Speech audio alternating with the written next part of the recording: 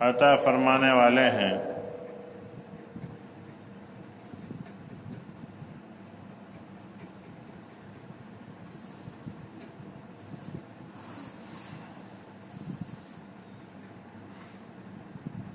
کل بھی اصلاح معاشرہ کے تعلق سے چند باتیں عرض کی گئی تھی۔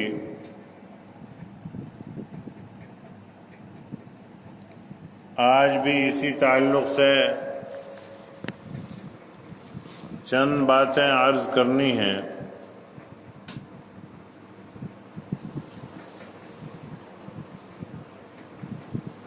الحمدللہ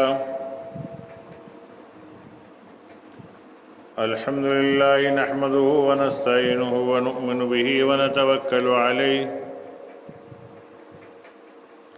ونعوذ باللہ من شرور انفسنا ومن سیئات اعمالنا من یہدہ اللہ فلا مضل له ومن یضللہ فلا ہادی له ونشهد أن لا إله إلا الله وحده لا شريك له ونشهد أن سيدنا وحبيبنا وشفيعنا مولانا محمدا عبده ورسوله فقد قال الله تبارك وتعالى فأعوذ بالله من الشيطان الرجيم بسم الله الرحمن الرحيم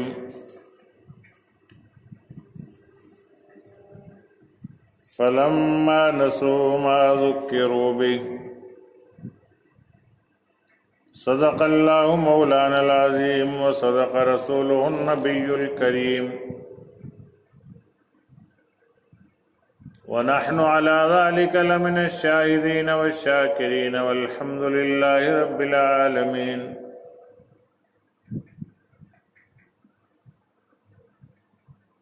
معزز سامعین کرام،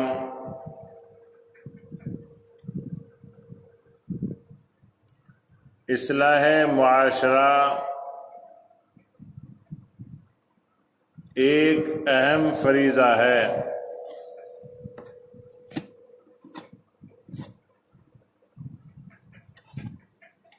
اصلاح کے معنی صحیح کرنے کے، درست کرنے کے ہیں، اور معاشرہ کہتے ہیں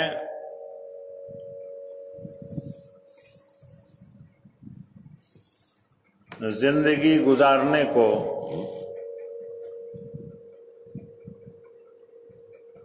تو اصلاح معاشرے کا مطلب زندگی گزارنے میں جو کمیاں، کوتاہیاں چل رہی ہیں ان کو درست کرنا۔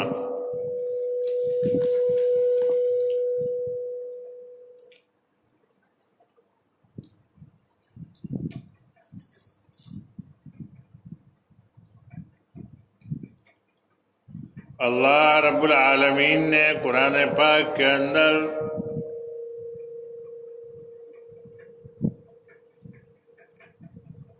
سورہ اعراف میں ایک نہایت ہی سبق آموز واقعہ بیان فرمایا ہے۔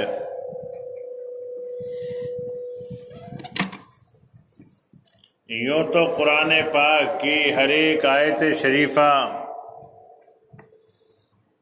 قرآن پاک کا ایک ایک جملہ، ایک ایک لفظ سبق آموز ہے،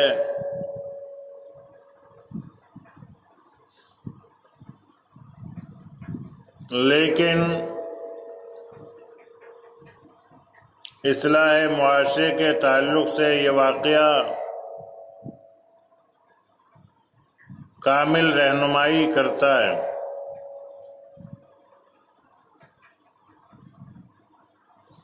اللہ رب العالمین نے یہود پر ہفتہ یعنی سنیچر کے دن مچھلی کا شکار کرنا حرام کیا تھا۔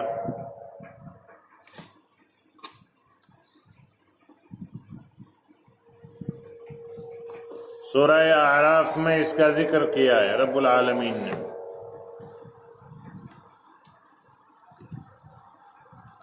بحر قلزم کے کنارے ایک شہر آباد تھا جس کا نام ایلا تھا۔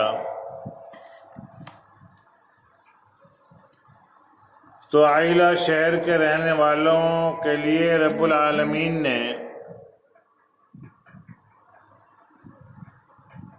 مچھلی کے شکار سے ہفتہ کے دن سنیچر کے دن ان کو منع فرمایا تھا۔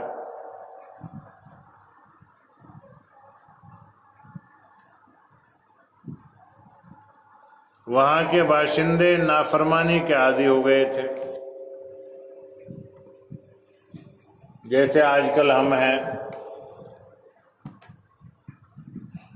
کہ جس چیز سے روکا جائے اسی کی طرف چلتے ہیں۔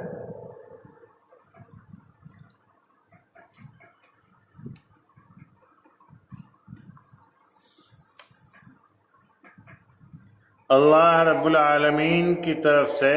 ان کی سخت آزمائش ہونے لگی۔ جب سنیچر کا دن آتا تو مچھلیاں کثیر تعداد میں پانی کے اوپر ظاہر ہوتی اور تیرتی رہتی تھی، اور جب سنیچر کا دن گزر جاتا تو مچھلیاں غائب ہو جاتی، باقی تمام دنوں میں غائب رہتی۔ ان لوگوں سے صبر نہ ہو سکا،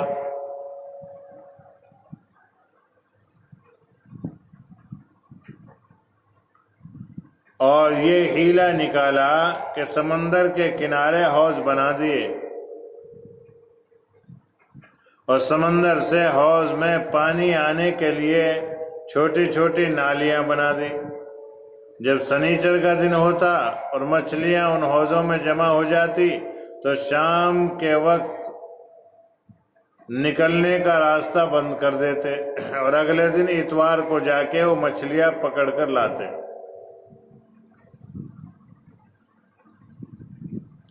کیونکہ اللہ نے تو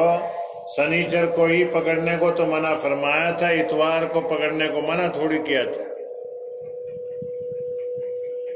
اس جرم کو صحیح ثابت کرنے کے لیے یہ تعویل کرتے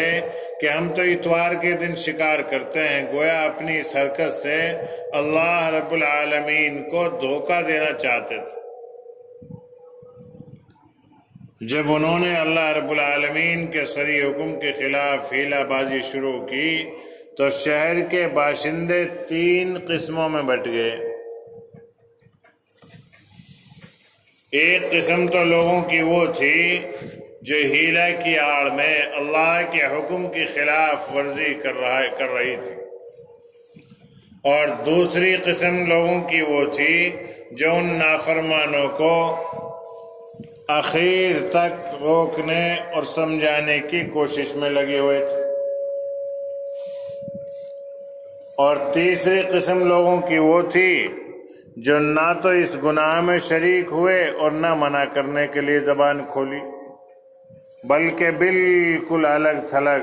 خاموش بیٹھے ہوئے۔ ایک آدھ دفعہ نصیحت کرنے کے بعد اس نے خاموشی اختیار کر لی، اور اس نے دوسرے گروہ سے جو برابر منع کرنے میں مشغول تھا یہ بھی کہا کہ ان نافرمانوں اور سرکشوں کو اس قدر کیوں نصیحت کرتے ہو اور ان کے پیچھے اپنا دماغ کیوں خراب کرتے ہو، جن سے ماننے کی کوئی امید بالکل ہی نہیں۔ ان کے بارے میں ہمارا گمان تو یہ ہے کہ 2 باتوں میں سے ایک بات ضرور پیش آئے گی، یا تو اللہ تعالیٰ ان کو بالکل تباہ برباد فرما دیں گے یا ان پر کوئی سخت ترین عذاب نازل فرما دیں گے۔ تو نصیحت کرنے والوں نے ان کے جواب میں کہا کہ ہو سکتا ہے ہمارے سمجھاتے رہنے سے یہ لوگ مان جاویں اور اپنی بری حرکت سے باز آ جاویں،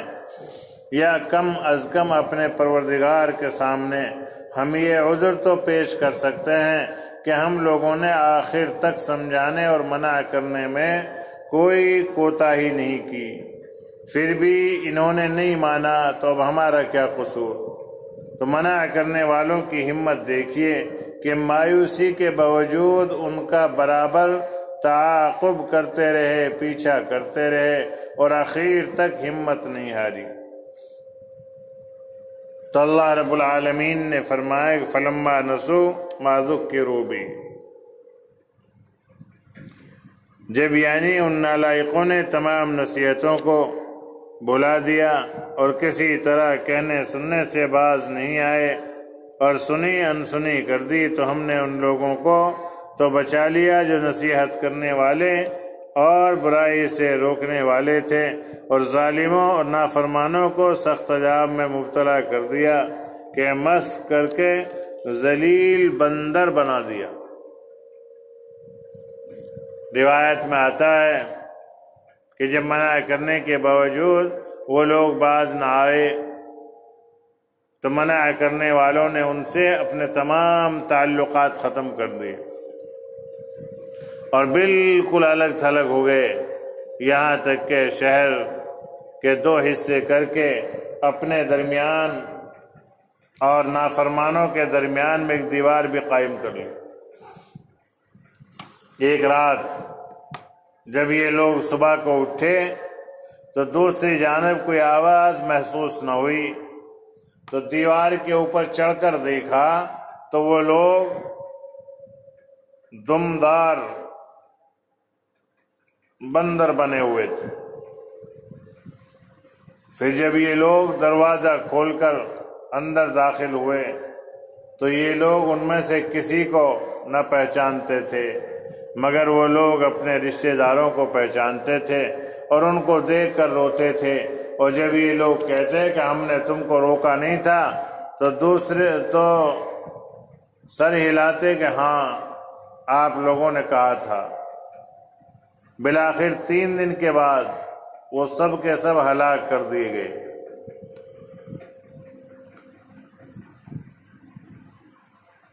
قرآن پاک نے صرف 2 جماعتوں کا تذکرہ کیا ہے،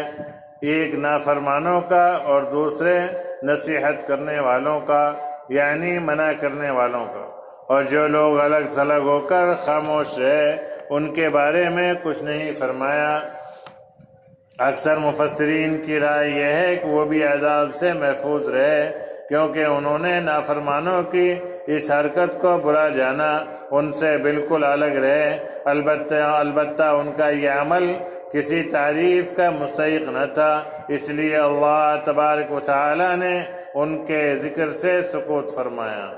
اس واقعہ سے معلوم ہوا کہ برائی سے روکنا فرض ہے، البتہ اگر قبول کرنے سے بالکل مایوسی ہو جاوے تو ایسے وقت میں نصیحت ضروری نہیں رہتی۔ تاہم فضیلت اور عظیمت یہی ہے کہ نصیحت برابر جاری رکھی جاوے اور نافرمانوں سے میل جول رکھنا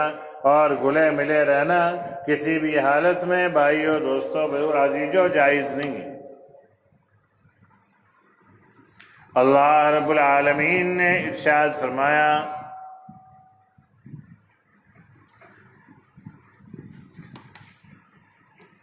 وَلَا تَرْكَنُوا إِلَى الَّذِينَ ظَلَمُوا أَنفُسَكُمْ، اور مت جھکو ان لوگوں کی طرف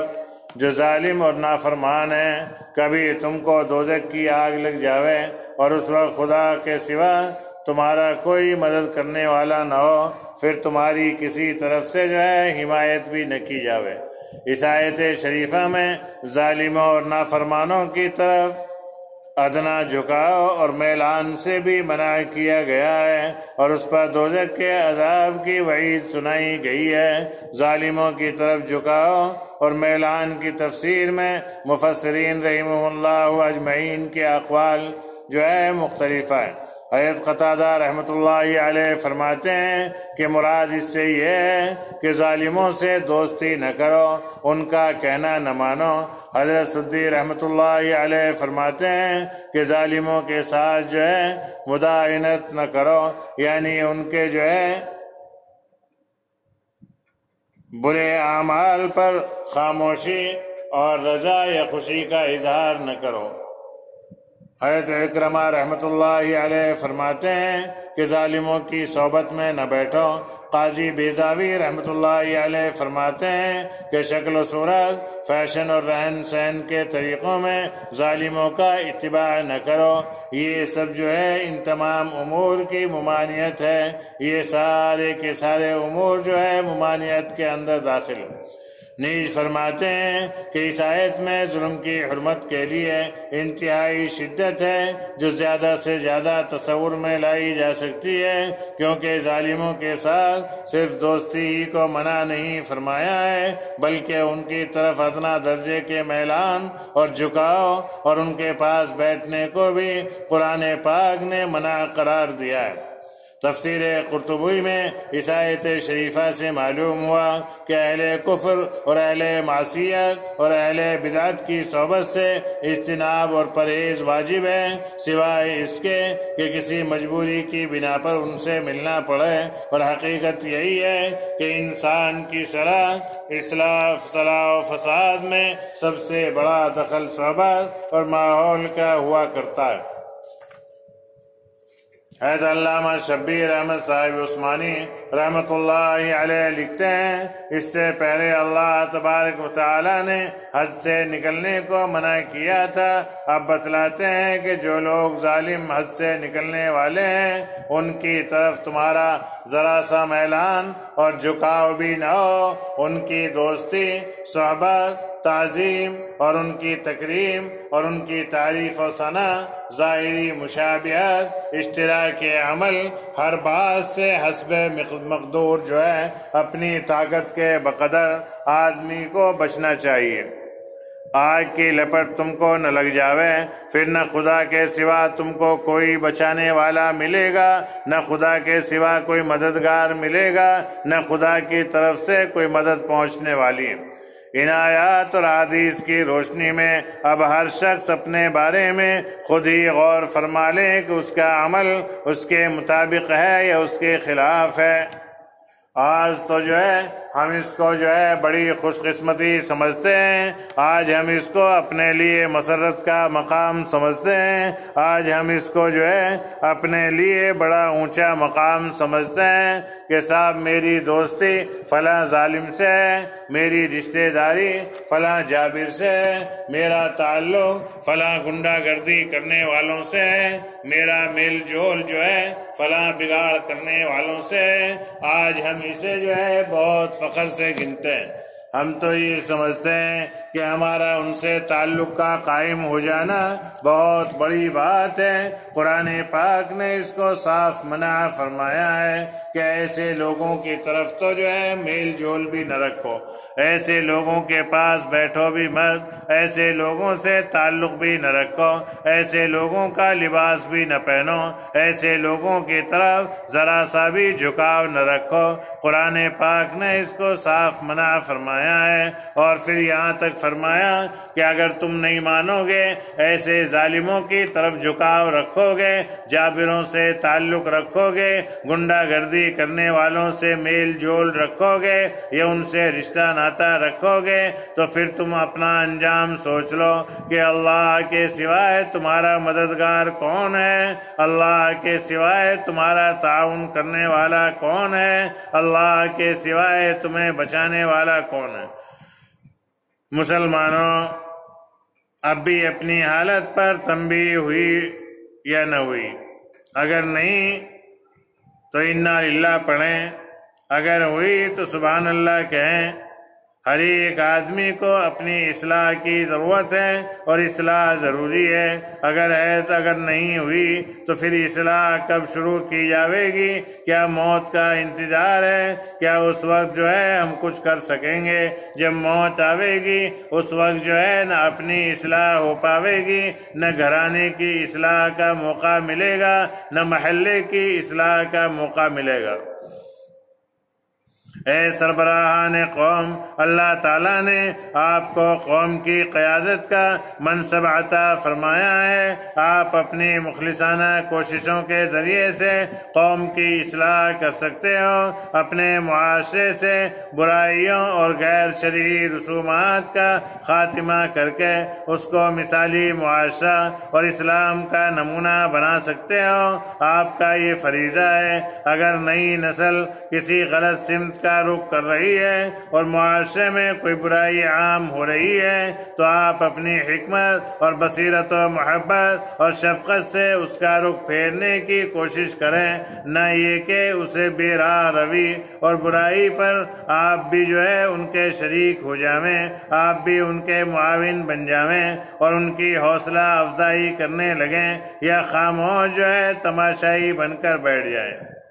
آپ کے اسلاف نے، ہمارے اسلاف نے ہماری ایمانی غیرت اور اہمیت و اسلامی اعمال و اخلاق کی میراث عطا کی تھی، لیکن ہم اور آپ نے اپنے بچوں کے لیے کیا کچھ چھوڑ کر جانا ہے، کیا کچھ تیاریاں ہم نے کر رکھی ہیں، کیا کیا بے حیائیاں، بد اخلاقیاں اور دنیا و آخرت کی ذلت و رسوائی آج ہمارے معاشرے میں ہمارے ہوتے ہوئے داخل ہو رہی ہے۔ ہر ایک آدمی اپنے بارے میں سوچے، کلکم راعٍ وکلکم مسئول عن رعیتی، او کما قال علیہ الصلاۃ والسلام۔ اللہ رب العالمین نے ہر ایک کو ذمہ دار بنایا ہے۔ ہر ذمہ دار سے اس کی ماتحتین کے بارے میں اللہ تبارک و تعالی معلوم فرماویں گے کہ تم نے اپنے ماتحتین کو کتنا دین سکھایا تھا، کتنا قرآن سکھایا تھا، کتنی احادیث نبویہ سکھائی تھی، کتنے منکرات سے بچایا تھا، کتنے بدعات سے بچایا تھا، کتنے رسومات اور خرافات سے بچایا تھا، کتنے ظالموں کی مجلسوں سے بچایا تھا، کتنے ظالموں سے دور رکھا تھا، کتنے معاشرے کو سدھار میں اپنی محنت کی تھی، اللہ رب العالمین سب سے معلوم فرماویں گے۔ لہذا خواب غفلت سے بیدار ہو جاویں، خدا کے واسطے اپنی قوم کی حالت پر رحم کھاویں جو مادی اور اخلاقی دونوں اعتبار سے گوناگوں تباہیوں کا سامنا کر رہی ہے، اور اپنی صفوں میں اتحاد پیدا کریں، اخلاص اور للہیت کے ساتھ میدان عمل میں اتریں، اور یہ باطل کے خلاف عملی جہاد کیجیے، اور نئی نسل کی صحیح تربیت کر کے ان کو نمازوں کا پابند بنائیے، ان کے دلوں میں تمام گناہوں اور بالخصوص گانے بجانے، شراب نوشی اور دیگر نشہ آور چیزوں سے نفرت کا ان کے دلوں کے اندر خوف بٹھائیے، اور اتباع سنت اور شریعت کے زیور سے ان کو آراستہ کیجیے۔ یہی اس وقت کا سب سے بڑا جہاد۔ تلوار اٹھانے کا نام جہاد نہیں ہے، قتل و قتال کا نام جہاد نہیں ہے، ایک دوسرے پر تنفر کا نام جہاد نہیں ہے، بلکہ اصل جہاد اپنی ذات کو اللہ کے حوالے کرنا، اسی کا نام جہاد ہے۔ اپنے آپ کو نبی کے طریقوں پر چلانا، اس کا نام جہاد ہے۔ قتل و قتال کرنے کا نام جہاد نہیں ہے، بلکہ وہ تو جہاد بالسیف میں آتا ہے، جس کی اس وقت اجازت بھی نہیں۔ اس وقت اجازت ہے عملی جہاد کی، اور وہ کیا ہے؟ وہ اپنی نسل کی صحیح تربیت کرنا ہے، اپنی نسل کو دین کی تعلیم دلانا ہے، اپنی نسلوں کو سنت کی اتباع پر ڈالنا ہے، اپنی نسلوں کو قرآن پاک کی تعلیم پر ڈالنا ہے، اپنی نسلوں کو گانے بجانوں سے بچانا ہے، اپنی نسلوں کو شراب نوشی سے بچانا ہے، اور دیگر نشہ آور چیزوں سے نفرت ان کے دلوں میں بٹھانی ہے۔ یہی سب سے بڑا عملی جہاد۔ اتباع سنت اور شریعت کے زیور سے نسلوں کو آراستہ کرنا، دین اور دنیا کی کامیابی اور کامرانی سے ہمکنار کرنا، تاکہ جو ہے دونوں جہاں میں سرخ روئی حاصل ہو جاوے۔ قوم و ملت کے لیے آپ کے یہ کارنامے انشاءاللہ آپ کے نامہ اعمال میں سنہرے حروفوں میں لکھے جاویں گے، اور آپ کے اس احسان کو آئندہ نسل ہمیشہ یاد رکھے گی۔ رسموں سے، خرافاتوں سے، بدعتوں سے اور کمزوروں پر ظلم کرنے سے اپنی ذات کو بھی بچانا ہے، اپنے بچوں کو بھی بچانا ہے، اپنے محلے کو بھی بچانا ہے۔ اسی طریقے سے سب لوگ اگر عہد کر لیں کہ ہمارے معاشرے میں جو غیر شرعی رسوم رائج ہو گئی ہیں ہم ان کو ختم کرنے کی بھرپور کوشش کریں گے، اور تلک اور جہیز اور بارات جیسی ظالمانہ رسم کو ختم کر کے ہی دم لیں گے، جس کی صورت یہ ہے کہ ہر دیندار اور حساس مسلمان یہ طے کر لے کہ آج سے ہم یہ رسمیں بالکل نہیں کریں گے، نیز ایسی شادیوں کا بائیکاٹ کریں گے جن میں غیر شرعی رسومات جیسے باجے گاجے کا ہونا، یا ڈھول تاشوں کا ہونا، یا گولے اور پٹاخوں کا ہونا، یا جہیز کا مطالبہ ہونا، یا بارات کی دھوم دھام کا ہونا، یا برادری اور خاندان والوں کی رسمی دعوت کا اہتمام ہونا، یہ دعوت اور کھانے میں اسلامی احکام اور آداب کی پامالی کا ہونا، جیسے کھڑے کھڑے کھانا یا مرد و عورتوں کا مخلوط مجتمع ہونا وغیرہ، یہ ساری وہ چیزیں ہیں ڈیکوریشن وغیرہ، سجاوٹ و اسراف کا نمونہ، یا اپنی شان دکھانے کے لیے عالی شان پکوانوں کا نظم ہونا وغیرہ وغیرہ۔ ایسی تمام تقریبات میں شرکت سے اگر صاف انکار کر دیا جاوے اور دعوت نامہ ملنے کے وقت ہی بتلا دیا جاوے کہ اگر آپ سادگی کے ساتھ اور شریعت کے مطابق شادی کی تقریب مناویں گے تو ہم آ سکتے ہیں، ورنہ ہم کو معذور سمجھیں۔ ہم ایسی خلاف شرع تقریبات میں شریک ہو کر اللہ اور اس کے رسول صلی اللہ علیہ وسلم کو ناراض نہیں کر سکتے۔ اس طرح اگر کم از کم دیندار لوگ بھی اللہ کی رضا کے لیے غیر شرعی تقریبات کا بائیکاٹ کرنے کا عزم کر لیں تو ہمارے معاشرے کی اصلاح ہو سکتی ہے اور رسومات کا خاتمہ ہو سکتا ہے۔ اسی کے ساتھ ایک اہم کام یہ ضرور کریں کہ دیندار بااثر لوگوں کی ایک جماعت ہو جاوے جس کا کام یہ ہو کہ اپنے خاندان اور برادری کے اندر، جو محلے کے اندر جب کسی کے یہاں بیاہ شادی کا موقع آوے تو وہاں جا کر جو ہے ان سے ملیں اور سمجھا بجھا کر ان کو شریعت کے مطابق شادی کرنے کے لیے تیار کریں۔ اگر سمجھانے سے نہ مانیں تو اس سے ہمت نہ ہاریں، کوشش کرنا اور ذہن بنانا اور دعا کرنا ہمارا کام ہے۔ مستقل محنت انشاءاللہ نتیجہ خیز ہوگی۔ آج کتنے بھائی اور کتنی بہنیں ایسی ہیں صرف رسومات کی وجہ سے نکاح مسنونہ سے محروم ہیں، شادی سے محروم ہیں۔ صرف وجہ یہی ہے کہ برادری کے طریقے پر شادی کرنے کے انتظامات ان پہ نہ ہونے کی وجہ سے لڑکیاں گھروں میں جوان بیٹھی ہیں، لڑکے گھروں میں جہیز جو ہے مرضی کے مطابق نہ ملنے سے جو ہے آوارگی میں پھر رہے ہیں، لیکن جو ہے قوم کو اس کی کوئی فکر نہیں ہے۔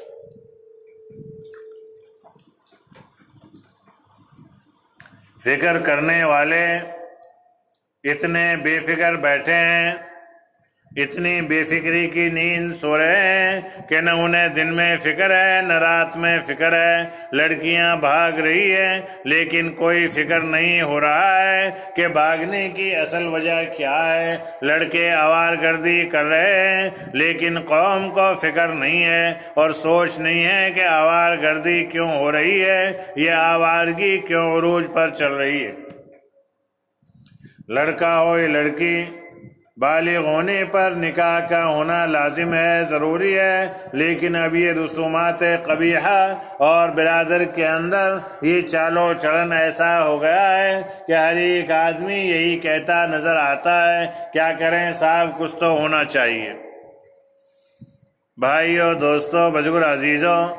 مسلمانوں کے لیے سب سے اہم اسلام ہے، مسلمانوں کے لیے سب سے اہم طریقہ نبی کریم صلی اللہ علیہ وسلم کا طریقہ ہے۔ نبی کریم صلی اللہ علیہ وسلم نے یہ سارے طریقے جو ہے امت کو سکھلائے تھے، جس کی گواہی خود قرآن پاک دیتا ہے۔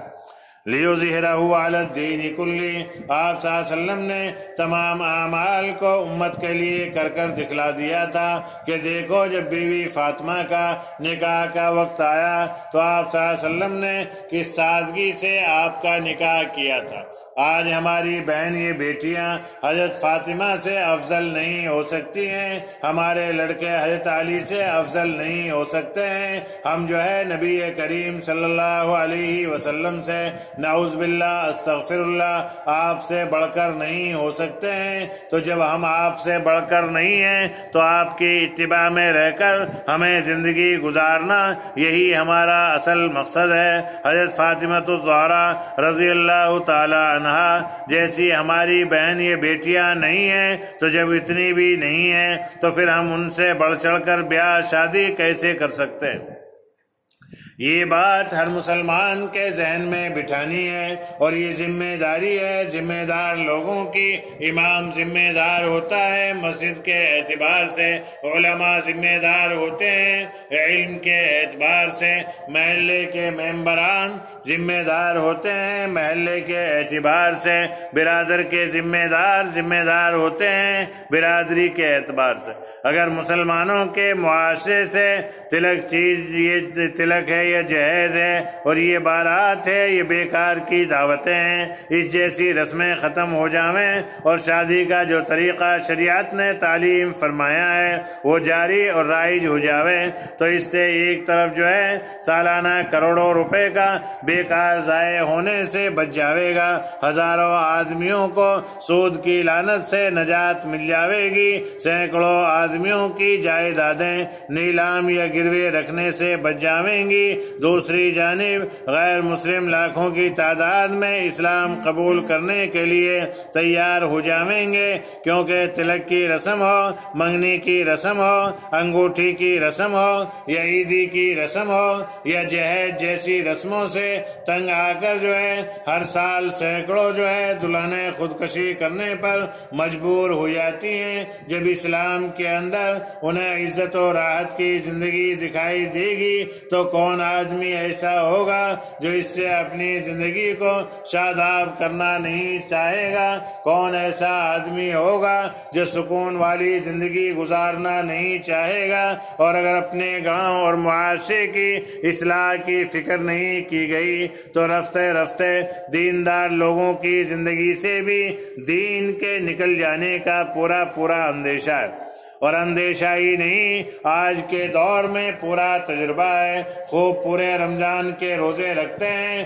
خوب قرآن پاک کی تلاوت کرتے ہیں، خوب 5 وقتہ نمازیں ادا کرتے ہیں، خوب تسبیحات کا اہتمام کرتے ہیں، خوب چلہ 4 مہینے کا اہتمام رہتا ہے، لیکن جب ایسا موقع آتا ہے تو اس موقع پر پھسل جاتے ہیں۔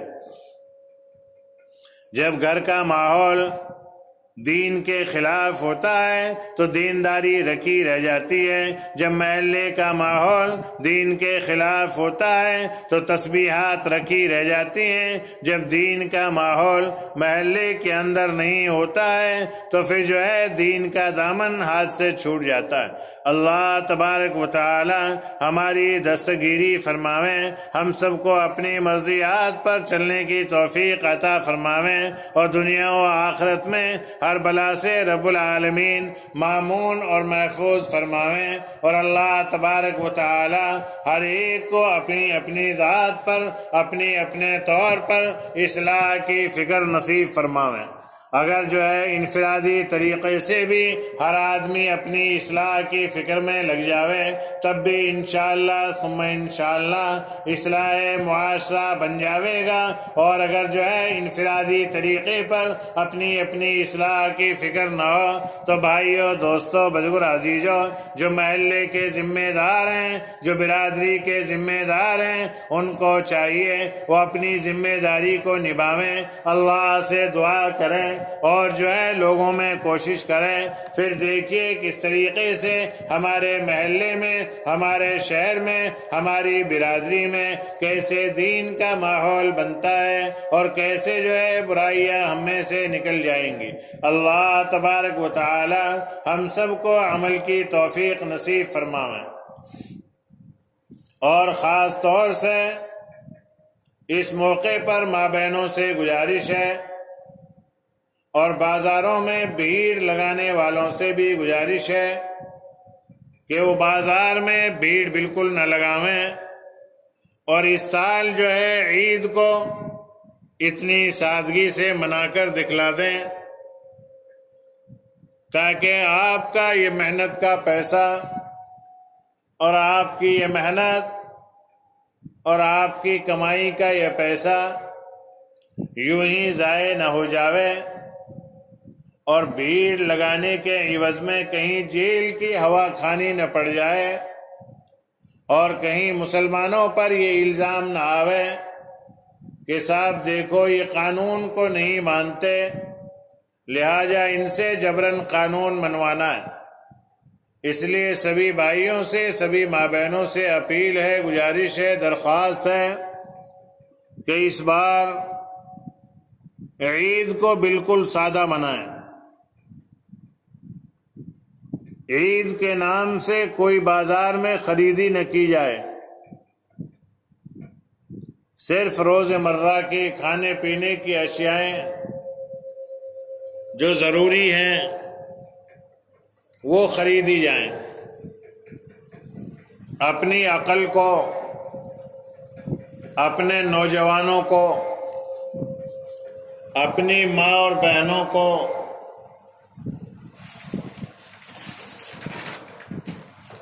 محفوظ رکھیں، حفاظت سے رکھیں۔ آگے حالات کا کچھ پتہ نہیں اور اللہ سے پورے دنیا کے امن کے لیے، پورے ملک میں امن اطمینان کے لیے دعا مانگیں۔ یہ وقت جو ہے قبولیت کا وقت چل رہا ہے۔ ہاں جب آپ کی دعا قبول ہو جائے، امن ہو جائے، پھر خوب ہر سال کی طرح عید منائیں۔ لیکن اگر امن نہ ہو تو خدا کے واسطے بازاروں میں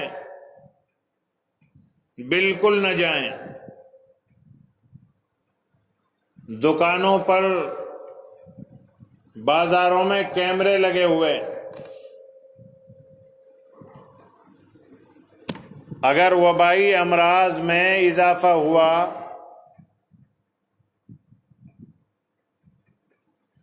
اور آپ کی فوٹو یا شکل ان کیمروں میں آئی تو گرفتاری یقینی اور لازمی۔ اس لیے ماں بہنوں سے، نوجوانوں سے اور بچوں سے خاص طور سے گزارش ہے کہ عید کی تیاری کے نام سے بازاروں میں کوئی خریدی نہ کریں۔ اس سے بھیڑ بنے گی، آپ کی شکلیں، آپ کے فوٹو